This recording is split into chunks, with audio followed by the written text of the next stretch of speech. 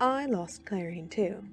I lost Clarion too. I lost Clarion too. I lost Clarion too. I lost Clarion too. You're so desperate to be loved that you feel the need to go around collecting people to fill up your otherwise empty toy chests. How many people have you met that you haven't offered them a place to stay, to work for you, to learn from you or your family? Are you so desperate for attention that this is the only way you can think of to get it? Are you so desperate for servants that you have to find them in the middle of a cave hundreds of miles from home? I don't do Calder that. doesn't do that. Has he already offered you a place to stay? That is not what we should be focusing on right now. Better that than having all of the love in the world and still feeling like you need to cut a bloody path to feel something. At least I try to help my friends instead of letting them drown directly in front of me. I will not apologize for the attacks of a monster. You also failed to save Clary. Yeah, and Charlotte, my friend, who you're obviously crushing on, could have died, but you opted to save yourself. Lore, I was fine. I can fucking teleport. I can choose to leave, which means I chose to fucking stay. You are the one trying to kill yourself so you don't have to live the life of a house parent. Well, you offered to kill my spouse and kid for me, so who cares, right? I threatened a building. I actually like Hyacinth. Do you think I should offer them a job? Do you need more fucking toys? I never had any! I'm the bastard 8th son. I have fucking nothing beyond what my father decides I'm worth. That's why I cling close to things I care about. What's your excuse for wanting to kill and die? If that's even you wanting it. Yes, what is it with you and the violence? You were covered in so much blood, but yours are not.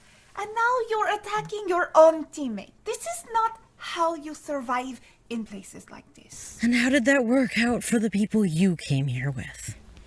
Sometimes survival is just dumb luck. Sometimes, no matter what you do, you lose. Your barbed friend would know that. I'll carry his bones. I knew him the least well out of all of us. I'm carrying the least. It's cruel to make Calder carry the bones. Give them to me. No, that's not... I've got him. Do you want me to carry the loot? No. I think I need it right now. Fine.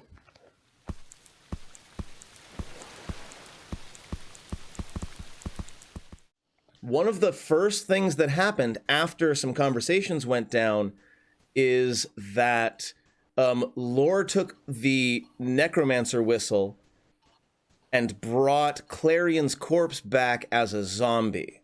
Yep. Even if, hypothetically, the future module, which is trying to get a magic item that can resurrect Clarion now, he has been raised as an undead, which usually makes either the lower level spells just straight impossible, and the higher level spells have a potential. I don't think one of them in 5e has like a potential of not working if you were previously an undead. So maybe he does come back a little changed. Yeah, there's a possibility. I would think still that. I was definitely thinking, if anything, If like there has got to be something that's going to be very fundamentally changed in Clarion. Well, and I loved having because there was that initial wait, don't do that, it might make things magically more difficult, Lore does it anyway. But then later, at the campfire with Kretha, Charlotte and Lore got to talk a bit more about it too, and how Charlotte expressed to Lore how, if she could ask Lore a favor of if I die down here, don't do that to me. I understand, the practical reasons of bringing an undead. It can carry itself, it could potentially help us in a fight and prevent anyone else from dying by being another body on the field. But how Charlotte, was there as this all happened, realized her own feelings about it, and told Lore, don't do that to me. Well, and I mean, being undead, being raised like that wasn't Clarion. Clarion was not there. That was a body being animated by magic, and that was it. and that is very in many respects violating, which of course is kind of a thing that Clarion himself is going to have to deal with The fact that he regardless, was actively because doing. he was actively doing that. He was actively doing that for quite a while. So yeah, this is to a person of a lower class than him Oh, that yeah. worked The for him. butler. I remember Calder saying a few times, that That's thing not is not him. Clarion. Yeah. That's because Calder kind of objectively thinks about like how he justifies necromancy is the thing you're bringing back isn't the thing that died. It's just you're putting a new pilot in a meat robot. So like so he doesn't think of that as the same person at all. He also is aware of the very pragmatic issues of resurrecting something that's become an undead, and so he was a great deal pissed. Like, thanks, you've just made a hard task that much harder. I was surprised when the next morning you had Lore go and cut Clarion down and clean him down to the bones and put that in a bag. I was pretty surprised too. Yeah, I was I thought Lore would dig her heels in and be like, no, this is the practical thing to do. So we talked about this like out of game and stuff, but that I think that was partially like the bleed, where the bleed might have started. Yeah. Because I feel like there was no other option. For folks who are viewers who might not be familiar with the term bleed, in games like this and games that are maybe even more intense because they're more sort of live action rather than rolling dice, a lot of the time it can be very easy for your feelings and your character's feelings to begin to kind of blur together a little bit. Sometimes in one direction, sometimes in the other direction, sometimes kind of both. And oftentimes both, and we call that bleed. Bleed is when it becomes a little bit difficult, and it happens to everybody if you're playing games that are getting you decently invested, where it becomes a little bit difficult to separate what is it that you're feeling and what is it your character's feeling. And bleed is also, in some situations, both a trauma response and a trauma. Yeah. So the decision to make Calder carry the bones was also an interesting one that I liked. Yeah, because Lore was making Calder carry it because Lore was blaming Calder for the death, and it was one of those like carry your sins. Yes, I recall specifically that Calder made the tactically sound but maybe not most courageous choice to drop a sphere of darkness around around himself when the Roper was doing its thing. And as a result of that, both he and Charlotte managed to avoid subsequent attacks because of the disadvantage. It ended up being a tactically sound choice, but again, like to someone as straightforward as Lore, it doesn't necessarily come across as anything other than cowardice. Yeah, which is what came up during that big argument in the fight, and Calder's response to it was, "I could have left. I didn't." Yeah, it was super tense moment, and it kept being tense. Like, there was at the fight, there was at the campfire afterwards, there was the next morning when suddenly Clarion is a bag of bones. So it was actually very interesting and difficult to beat Creetha in that situation. I was just about to ask, please say more. Ask and react, to basically act and react, not as Clarion to a situation that is so very, really Clarion based. Like, Creetha was not part of any of it. And Creetha is coming in to this party with, this such obvious and very difficult tension. I can't imagine, trying to easily slide yourself into that. And so I had to treat it with such like I had to be so removed from it. Creetha's own trauma and my bleed from Clarion's death. Yeah. Because I was still experiencing that. Of course you were. Pretty constantly, especially at that early time. And the more that they fought and the more that his death was such a shadow over things, the more bleed I kind of experienced about that. And it didn't help that at that time, we ended up having some scheduling issues and some technical issues, if I recall properly. Like, it was a while before we even got to the Lost episode. We had to delay it at least once.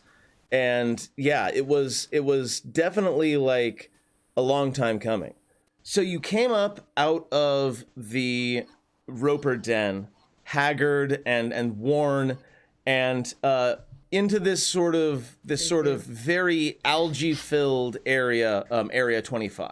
Yeah, I sent Swoops to do like a circling, like he noticed the scent of troglodytes, but then we never ran into any, so it didn't end up becoming a thing. Right. And then Charlotte got to be a history major, and we explored the burial spot. That's right. So you headed up these stairs, and again, here in Area 23, I was worried you were going to miss this area entirely because of the way you kind of entered. And I liked Charlotte's fascination. I also liked how Creetha, again, like had a reaction to being in this place. Goblins don't like orcs either. Goblins may not like dwarves, but like there's still the whole enemy of my enemy thing happening here. Yeah. There was more to it, right? You asked about names. They were both her favorite enemies. Yeah, That's right. Enemy of my enemy is also my fucking enemy. It can be, yes.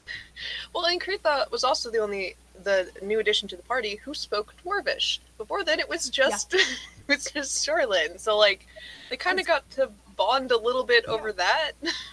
So as they're up here having this peaceful moment, I immediately begin, boom, boom. Like there is now suddenly a battering ram happening over at that iron door that you saw before. And just this was an added encounter, right? This was an added encounter, yes. Not only was it added, but it was a like proportionally too difficult for your level, but I knew it wouldn't be too difficult for your level because we had 2 arcane primary casters that just hit 5th level, and I knew that you would want to blow off some fucking steam. Like after You're not wrong.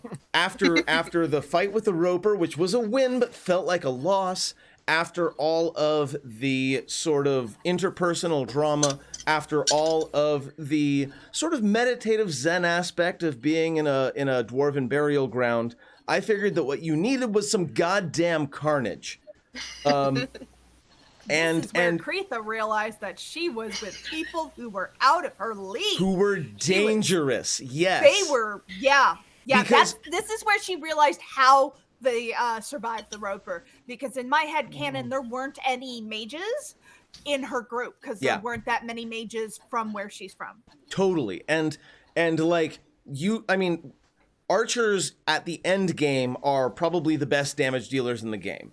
Like more so than mages. But, like, at this point, the moment you hit level 5, you've got Lightning Bolt and Fireball. Suddenly, you're doing 3 times the damage that Creetha can do on a shot, and you're doing it in an area. And I remember specifically that right after the fact, you specifically said something along the lines of, "You all are scary."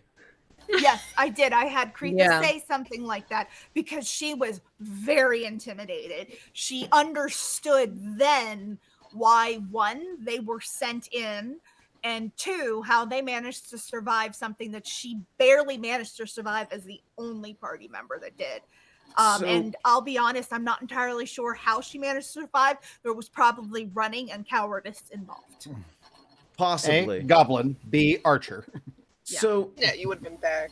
Yeah. Jeff, why don't you give us a brief description? So if I recall properly, up here on this ledge, there were some orc archers that were just beginning to take aim at you, and there were a couple of others that were climbing up that cliff. And you decided to make use of your new spells with a metamagic twist. And I would love for you to describe for me what it is that you did in that moment. I love meta magic. It's been one of my favorite mechanics ever since third ed. And then Tasha's had just recently come out at the time, and it included the brand new shiny transmutation feature of transmute spell, changing damage types. And so, like, I loved the idea of like casting fireball but changing the damage type. So I was just going down like the various elemental types. It's like, oh, ice ball. Oh, it's like, oh, lightning ball. And then I got to acid. I'm like, what the hell is an acid ball? I remember you specifically said that when you went to cast the spell. You specifically said, "You know, I don't know what an acid ball is, but I think we're about to find out." And so, like because the fire, one of the things like a fireball isn't an explosion. It's described. It creates an area of space that is just full of damage. It is now fire, and it emanates from a specific point. So the idea of just taking a spherical, observable area of space and turning it full of sulfuric acid sounded particularly horrifying to me. If I recall properly, the orcs were able to just barely half gasp in surprise before they were skeletonized, and then the skeletons dissolved, as well as the entire rock face of that little cliff. Yeah, there. It's okay. Screw that cliff. I have a grudge against that. I had a grudge against that cliff. It's the reason you ended up in the Roper layer. It's its fault. It knew what it did. So, battering ram at the door. Battering rams work by having 2 lines of people on either side of the ram swinging it towards the door. When we were approaching, we specifically said we were going to wait until they actually bust through the door so that they do the work for us. And Charlotte lined herself up about 95 feet back from the door and and did a lightning bolt. Did a lightning bolt, which you don't need to see the target to be able to cast lightning bolt. No, you literally just need to say it's a line in front of me. In this direction, yeah. And you had swoops feeding you information about where the enemies were. Yeah. Well, it was even because I remember Kritha went invisible as we approached stealthily, and I remember like shooting off a message to Kritha being like, "Don't stand in front of me." Just like, be aware.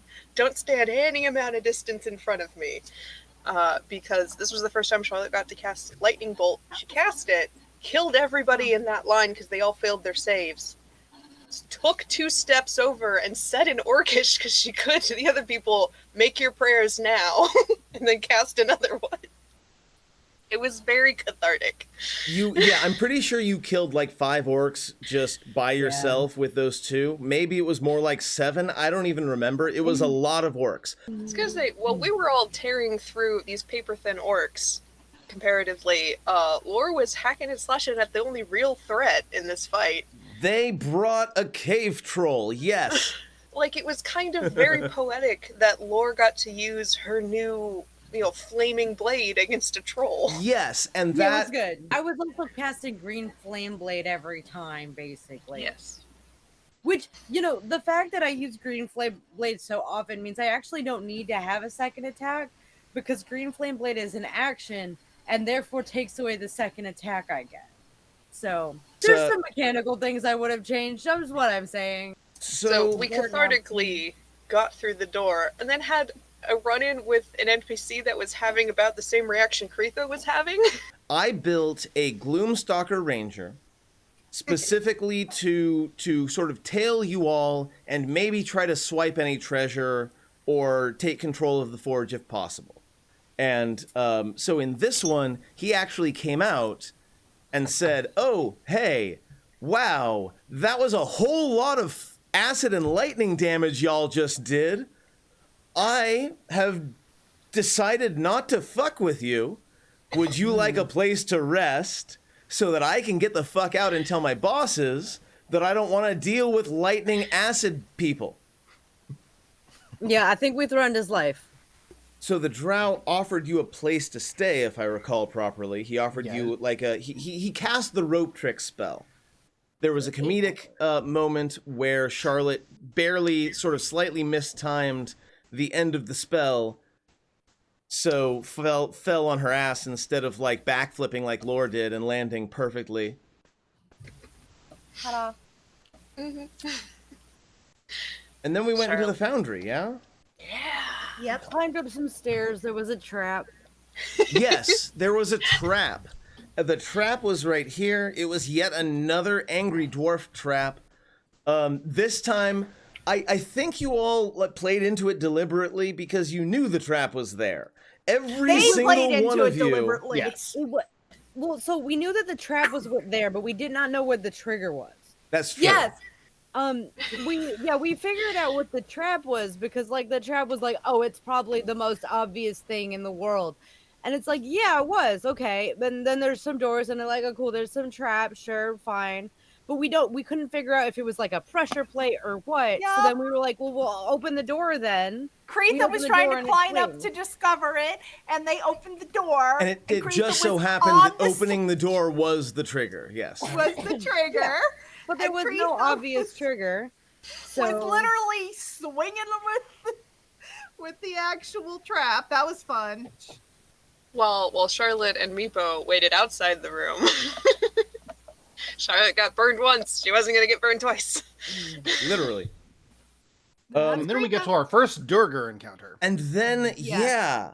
So Then it got weird. this is that the is a part. name that's impossible to pronounce. This is the part. Yeah, Duriger or Dwerger or Durgar. Durgar, I think, is it's they There, back their guy. head against the keyboard to come up So- with that fucking name. So this area, I'm gonna go ahead and read the encounter really quick. Ooh, So that picture. it's this enormous hall is lined with 10 great pillars, blah blah blah. Suddenly a harsh voice calls from the shadows of the pillars, go back the way you came, this is the only warning you'll get. And you fight against some Grey Dwarves. Yeah. We didn't fight them right away though. We tried. No. And that's We the tried. thing. Oh, Appar- Kretha wanted to. Kretha was fighting. Apparently, I was word. getting consistently misgendered as an it. Yes. So that was the first thing. So they came out and they said, this is our turf, basically. Fuck you guys. And also fuck that thing that you brought with you. Because Grey Dwarves, in these particular Grey Dwarves, were just so racist against goblins. Just so racist. Like they're And it not was so even much racist. they're not even sapient kind of racist. It was very unfortunate that the goblin could hear what they were saying. And it was very unfortunate. Understand Dwarven. It was very unfortunate because the very short combat that ensued was incredibly one-sided. Yeah, sure, they can turn invisible. These Dwerger, they can grow and like become larger. But if I recall properly, the one that kept calling Kretha it kind of ended the combat when Kretha's spear was right up against that big old carotid artery right there. Saying, you'd better goddamn say my name with some respect, you piece of shit. If I recall properly, I think it was something like that. Yeah, I thought this was a really great example of we tried diplomacy. They weren't intimidated enough by us to consider talking to us. Very short, like 2 rounds of combat in which a lot of damage was dealt on our side and almost none was taken. Oh, man. And Yeah. and then, I spent Charlotte's action, like, You were grappling. debuffing Kretha, standing in the way, and, like, begging the Dwergar to back down. And that only worked because you guys were so, like, Kretha was so ruthlessly effective in combat that they're like, okay, maybe we should back down. And in fact, like, this it was was this a moment. weird This was a combat moment. diplomacy. This was a moment when Calder showed himself as an incredible utilitarian sorcerer as well, because you made use of a very common and very powerful combo of twin spell plus haste. yeah. And in fact, I believe you selectively ended the haste on Kretha because she was about to just not deal no, with any I kind of did. negotiation. Gale used Dispel Magic. Yeah, Oh, it was the right. tiniest bit of PvP, right? Yep. Dispelled Kretha. Yeah, but I think, us successfully threatening, talking with, they gave us a map of the whole fucking place. Yeah, they were Like, really that's helpful. where the lost episode ended, right? Was us Yeah. getting the map. Yeah. They gave you more information than I intended them to give you because if I recall properly, you did very well on your intimidation checks. Even irrespective of the fact that you had them at knife point, I seem to remember you doing very well Crossbow on your point. check. So they gave you more information than they intended to, more information than I intended to expose at this point, including the fact that there's a dragon down there. Yes. As I recall, my last action in the combat was it was trying to respect Charlotte by just going, if you keep going, we will just kill you. Like, it didn't not a fight, not a defeat. You're just going to die. It's just going to be a murder. Yeah. And they wouldn't let me do the murder, which was a problem for me personally, a person who wanted to do a murder.